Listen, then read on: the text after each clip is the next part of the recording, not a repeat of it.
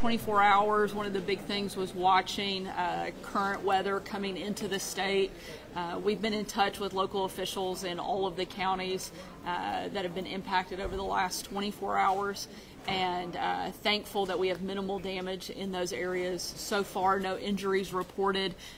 We continue to monitor the weather, certainly the flooding and issues that they may bring, both in areas that were impacted by storms on Friday as well as those impacted by today's weather. Continue to be just absolutely overwhelmed and grateful for the number of Arkansans that are stepping up and helping their neighbors. The place that we are in today, City Center here at Emmanuel, has been just a tremendous leader and partner in the efforts that they're making to take care of all of Central Arkansas, doing a phenomenal job. So thankful for the work that they are doing, as well as so many of our local churches and partners that are really just saying, whatever the need is, we can meet it. And so far, we have seen Arkansans just really take care of one another. It makes us, I think, proud to represent our state even more than we already were. I've got Senator Bozeman, Mayor Scott, Judge Hyde, Pastor Smith, and several others here on Tony Robinson from FEMA. We'll give a quick update, and then we'll be happy to take a couple questions. Again, want to reiterate, we are hopeful that people are getting all the assistance that they need. One of the best places that you can go is helparkansas.com. It has an extensive list of all of the places if you need assistance or if you want to offer to give assistance and help. There are a number of ways to do that, and we encourage you to get on that website or go to one of the FEMA recovery centers. We have 3 of those located around the state, one here in Little Rock, one in North Little Rock, and one in Wynn, and all of those are listed on the website, helparkansas.com. You can go there to get specific information for your area about how to get or give assistance. And again, just want to say thank you to the people of Arkansas who have really stepped up and addressed the needs of our community.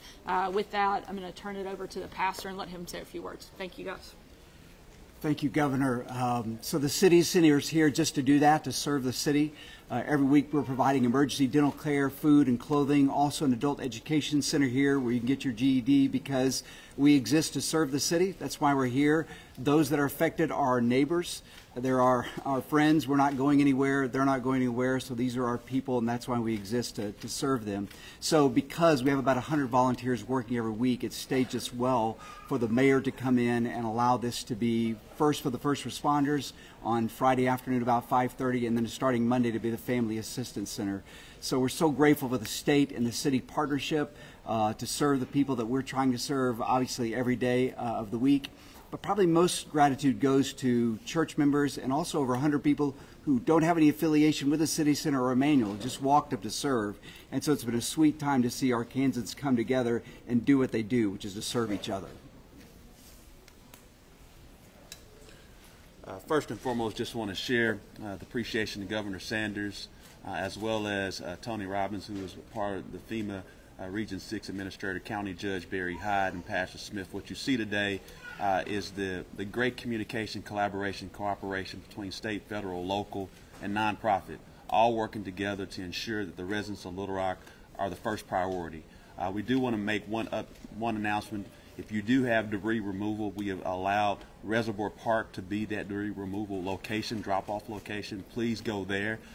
Please do not go to our landfill in Southwest Little Rock. We want to make certain that everything from West Little Rock stays in West Little Rock from a reservoir standpoint. That being said, I just want to continue to reiterate that this city center has a great partnership with Emmanuel Baptist Church. They truly had the great vision in 2017 to locate this location here to be the hands and the feet of the city of Little Rock. And what you see today is just a great partnership between the city and this church. But again, it's countless and nameless individuals who are here working together, and we say thank you, we appreciate you, we see you, we feel you, and we know this is demonstrating the unity of our city during this time, and we continue to show God's hand at work. That being said, Administrator Tony. Thank you, Mayor. Just want to reiterate, certainly want to thank the pastor for this great center we've got set up to provide a one-stop shop for people to come and get assistance. And as we're out this weekend, I want to thank all the volunteers that were out. What a great effort of community coming together to help community. FEMA is here to work alongside of our state partners. We're working very closely with the Arkansas Division of Emergency Management.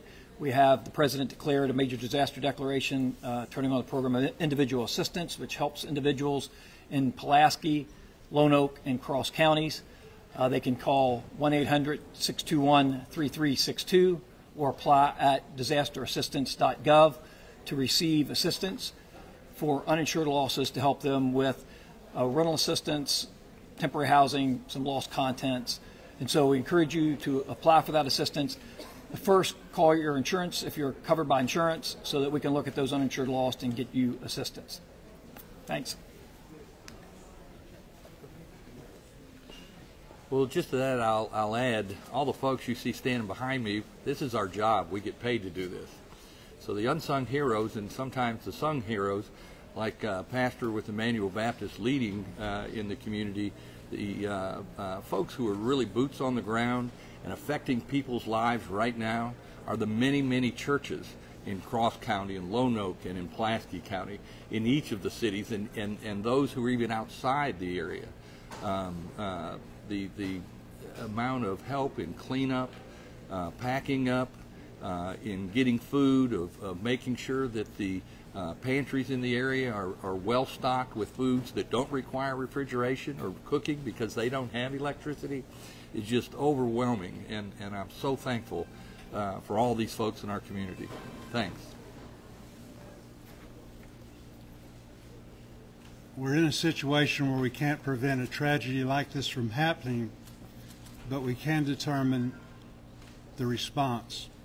And so that's why we're here today. I'm representing the congressional delegation, really to pat people on the back, thank them for the great work that they're doing, and making sure that we're doing all that we can to support the effort. I see a lot of news people here today. Be sure to thank your weathermen.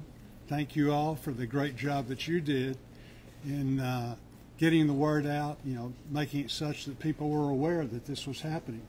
I'm sure many lives were saved as a result of that, so give yourselves a pat on the back.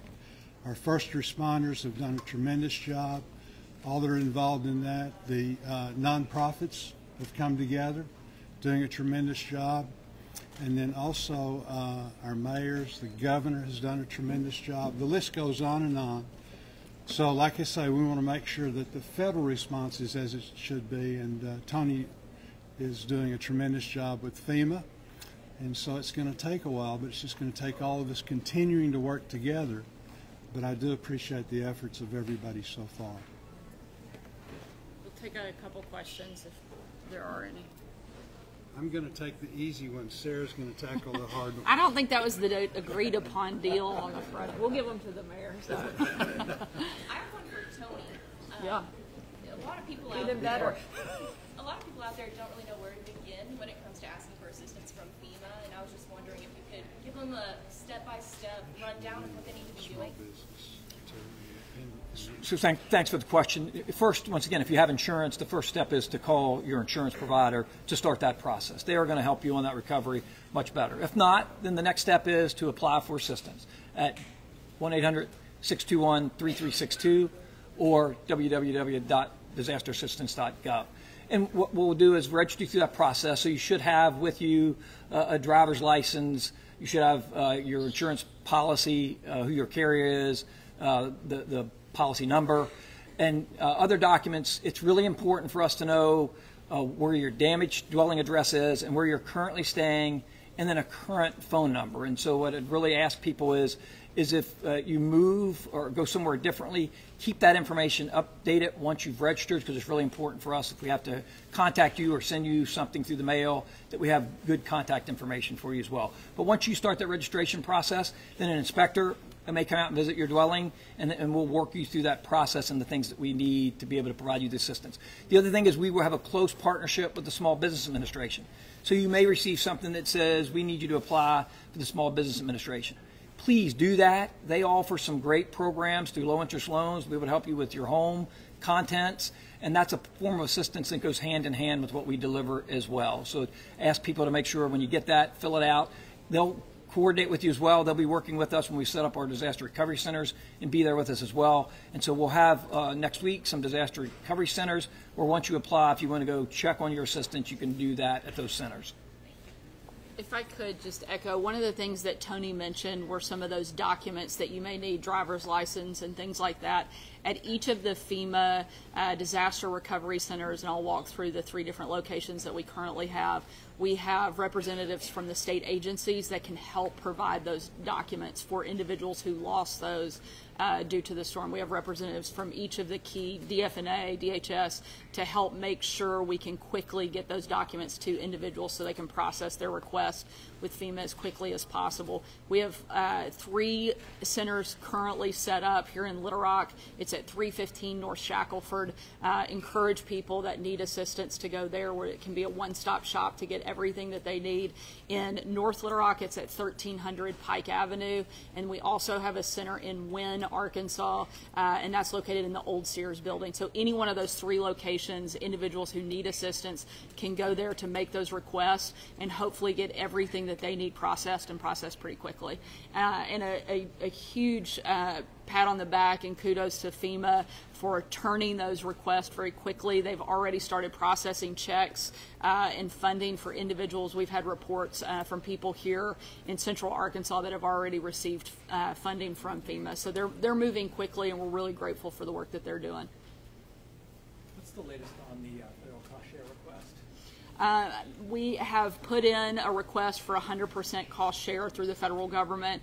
We're waiting a response and hope to have that back quickly with a good answer. We'll put a little pressure on Tony, but we feel pretty good about it so far. Anybody else? Easy crowd. They must be scared of you, Senator Bozeman. They're hard on me.